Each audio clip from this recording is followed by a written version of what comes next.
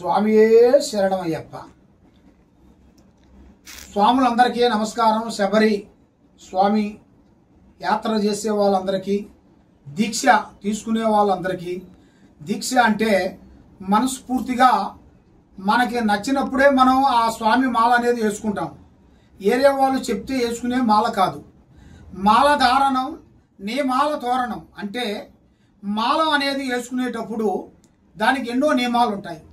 మరి ఆ నియమాల ప్రకారంగా మనం కరెక్ట్గా దానికి ఉండాలి అంటే మనకంటూ ఒక గురువు ఉండాలి.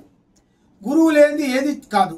మరి ఆ గురువు గారిని మనం పట్టుకొని ఆ గురువు గారి దగ్గరికి వెళ్ళి ఆ గురువు గారితోని స్వామి మేము పలానా టైంలో మేము మాల వేస్తున్నాము, మరి మాల వేయాలనుకుంటున్నాము, ఏ రోజు వేయాలి, ఎలా వేయాలనేది మీరు తెలుసుకొని ఆ స్వామి దగ్గరికి వెళ్ళి మీరు ఆ మాల ఆయన చేతుకుంటే వేసుకొని మీరు ఆయనకు నమస్కారం పెట్టుకొని ఆయన చెప్పిన విధము 41 రోజు 41 దినములు పొద్దున లేచి 4 గంటలప్పుడు లేచి స్నానం చేసి స్వామిని శుద్ధం చేసి ఊదిబత్తీలు సాంబ్రేణు స్వామికి దీపారాజన ఇవన్నీ చేసి స్వామికి అంగపూజ కాబట్టి గణపతి హోమం, తర్వాత సుబ్రహ్మణ్య హోమం, అయ్యప్ప హోమం చదివి దాని తర్వాత శరణఘోష, ఈ శరణఘోష కూడా మీరు చదవాలి.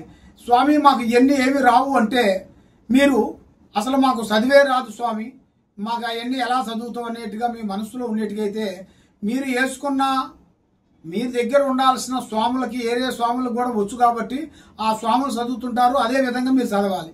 లేదు ఆ స్వామి కూడా లేడు మేము ఒక్కడమే ఉంటున్నామండి ఇంట్లో అన్నట్టుగైతే మీరు చేయాల్సింది 108 సార్లు స్వామియే శరణమయ్యప్ప, స్వామియే శరణమయ్యప్ప అనుకుంటూ ఇది 108 సార్లు మీరు చదివినట్టుకైతే మీరు ఆ మంత్రాన్ని మీరు చదివినట్టుకి ఆ విధంగా మీరు చేసినట్టుకైతే తప్పకుండా ఆ అయ్యప్ప అనుగ్రహం అనేది మీకు తప్పకుండా కరుణిస్తుంది.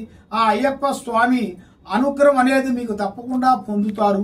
కాబట్టి మీరు ఆ అయ్యప్ప మాల వేసుకొని మీ ఇంట్లో మాతలు ఉంటారు. మాతలు అంటే మీ భార్య కానీ మీ అమ్మ కానీ మీ చెల్లి కానీ వాళ్ళు కొంచెం ఇంటికి దూరం అయినప్పుడు బేస్ట్ అయినప్పుడు మీరు చేయాల్సిన విషయం ఏంటంటే ఆ ఇంట్లో మీరు ఉండకూడదు, మీరు వెళ్ళి గుళ్ళో ఉండాలి. గుళ్ళో వాళ్ళంతా శుద్ధం అయిపోయిన తర్వాత మళ్ళీ ఆ ఇంటికి రావాలి. ఆ విధంగా కొన్ని నియమాలు చేయాలి. దాంతో పాటు మనం వెళ్తున్నాం అనుకోండి, ఇంట్లో నుంచి బయటికి వెళ్ళేటప్పుడు మనకి చాలా జాగ్రత్తలు ఉంటాయి. దాంతో పాటు మనకి బాత్రూమ్ వచ్చినప్పుడు తలస్నానం చేయాలి. లేదు మనం ఒంటేలకు పోయినప్పుడు తప్పకుండా కాళ్ళు చేతులు కడుక్కోవాలి. ఇలాంటి నియమాలు ఎన్నో ఉన్నాయి కాబట్టి ఈ నియమాలని మీరు తప్పకుండా దీన్ని మీరు కరెక్ట్గా కంటిన్యూగా ఈ వీడియోలు చూస్తే మీకు ఇంకా చాలా విషయాలు మీకు అర్థమవుతాయి.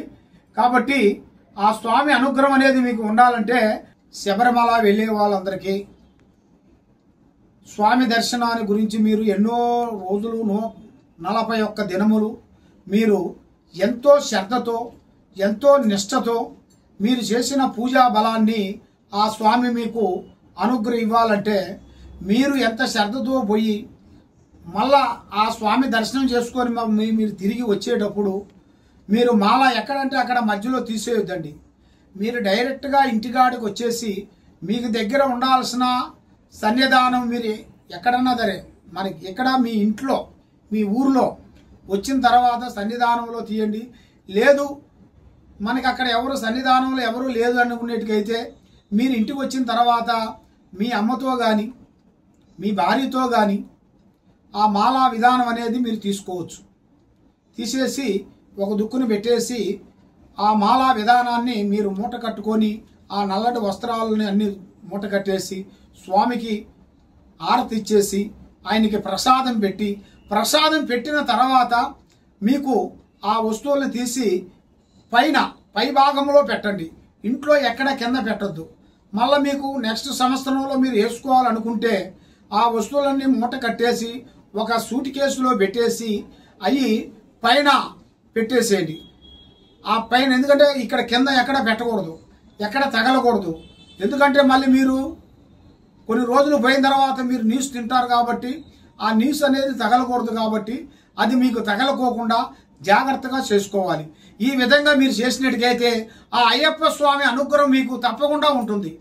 లేదు మధ్యలోనే తీసేశారనుకోండి, మీరు చేసిన పూజకి వ్యర్థం అనేది ఉండదు. కాబట్టి నేను చెప్పిన ప్రకారంగా మీరు చేసుకోండి, తప్పకుండా అయ్యప్ప మిమ్మల్ని కాపాడుతారు. స్వామియే శరణం అయ్యప్ప.